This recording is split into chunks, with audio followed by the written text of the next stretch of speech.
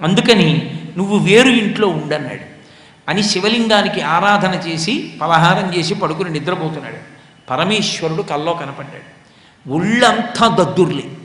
శివ ఒళ్ళంతా దద్దుర్లు ఏమిటన్నాడు. నీ వల్లే వచ్చాయన్నాడు. నేనేం చేశానన్నాడు.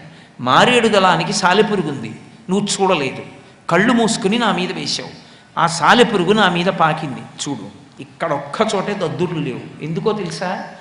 నా ఒంటికి దద్దుర్లు ఎక్కుతాయని మీ ఆవిడ ఉమ్ము రాసింది.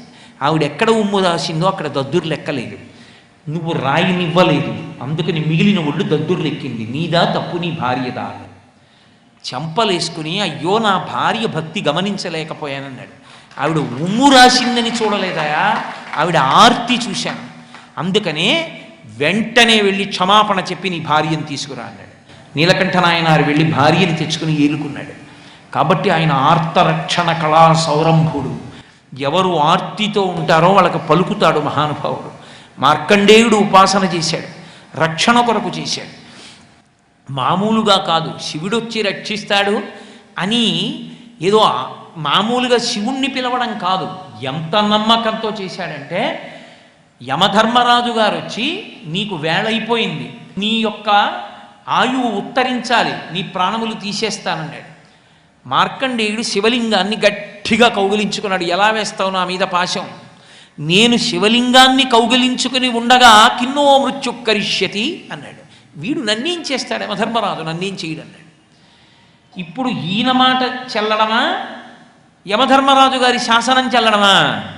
ఆయన ఒకటి తలకి వేయడానికి అవకాశం లేదు, శివలింగంతో కలిపి వేశాడు పాశం.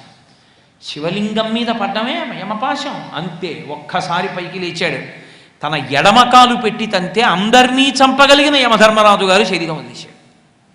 అప్పుడు దేవతలు ప్రార్థన చేస్తే మళ్ళీ బతికాడు. కాబట్టి 16 సంవత్సరముల ఆయుర్దాయమని నువ్వు అన్నావు కదా, అందుకు తీసేశానన్నాడు. నీకు అంతే అర్థమైంది, నేను 16 సంవత్సరాలను లేదు, ఎప్పటికీ 16 ఏళ్ల ప్రాయం అన్నాడు. ఇన్నేళ్లున్నా 16 ఏళ్ల వాడిగా ఉంటాడన్నాను, వార్ధక్యం ఉండదని. నీకు నా వరం అర్థం కాకుండా పాశం వేశావు, నీదే తప్పన్నాడు. కాబట్టి శంకరులు శివానంద లహరి చేస్తూ అంటారు, వక్షస్థాడనమంతకస్య కఠినాపస్మార సంవర్ధనం భుభృత్పర్యటనం నమత్సురశిర కోటీర సంఘర్షణం కర్మేదం మృదులస్య తావక పదద్వంద్వస్య గౌరీపతే మచ్చేతో మణిపాదుకా విహరణం శంభో సదాంగీకురు అంటారు.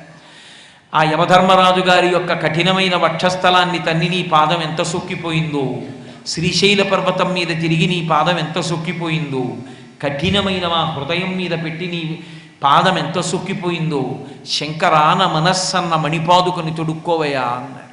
కాబట్టి మహానుభావుడు ఆయన ఆర్తితో ఉన్న వాళ్ళకి ఏమి ఇవ్వలేడు కనుక ఆయన అనుగ్రహించిన నాడు ఆయన ఇవ్వలేనినన్నది లోకంలో లేదు. అందుకే పరమశివానుగ్రహం చాలా చమత్కారంగా ఉంటుంది.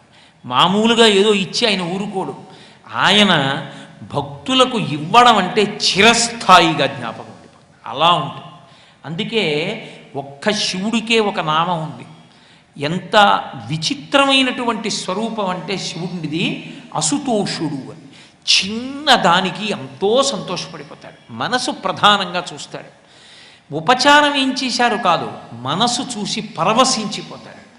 అటువంటి వాడు ఏదైనా ఇచ్చేస్తాడు. ఉపమన్యువుకి పాల సముద్రాన్ని ఇచ్చేశాడు, మార్కండేయుడికి చిరాయుద్ధాయాన్ని ఇచ్చేశాడు. ఆయన ఇవ్వలేనిదన్నది లోకంలో లేదు. అటువంటి వాడు శంభుని, ఆయనకి శంభు అని ఒక పేరు. శం భావయతీతి ఇది శంభు.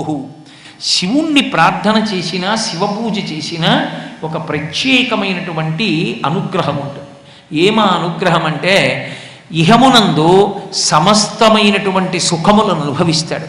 ఎటువంటి సుఖములు? వేదము ఏ సుఖములను అనుభవించవచ్చని అంగీకరించిందో అటువంటి సుఖములను అనుభవించడానికి కావలసినటువంటి ఐశ్వర్యాన్ని ఇస్తాడు. ఇక్కడ హాయిగా చక్కగా సుఖములన్నీ అనుభవిస్తాడు. అనుభవిస్తూ ఉండగా ఏ వయసుకి రావలసినటువంటి వైరాగ్యం ఆ వయసులో ఇస్తాడు. ఒక వయసు వచ్చిన తరువాత శం వైరాగ్య సుఖం ఇస్తాడు. ఈ సుఖాలన్నీ ఓ సుఖాలా అన్న భావన పొందుతాడు. అప్పుడు నిస్సంగి, అది శాశ్వత సుఖం, ఆ వైరాగ్య సుఖం. వైరాగ్యం అంటే గాలి. ఉదాహరణ, గాలి మల్లెపందిరి మించి వెడుతుంది, ఆ మల్లెపూల యొక్క వాసన గాలిని అంటుతుంది. అబ్బా ఎంత మంచి వాసనో అంటారు, పొంగిపోదు. అలా వెళ్ళిపోతూ కుక్క కళేబరం మీద గెడుతుంది, చీ దుర్వాసన అని ఉత్తరీయం అడ్డు పెట్టుకుంటారు, కుంగిపోదు. పొంగు కొంగు రెండూ లేకుండా ఎప్పుడు ఒక్కలా ఉండగలిగినటువంటి సుఖం వైరాగ్య సుఖం. ఆ వైరాగ్య సుఖం అంచెలంచెల మీద రాదు.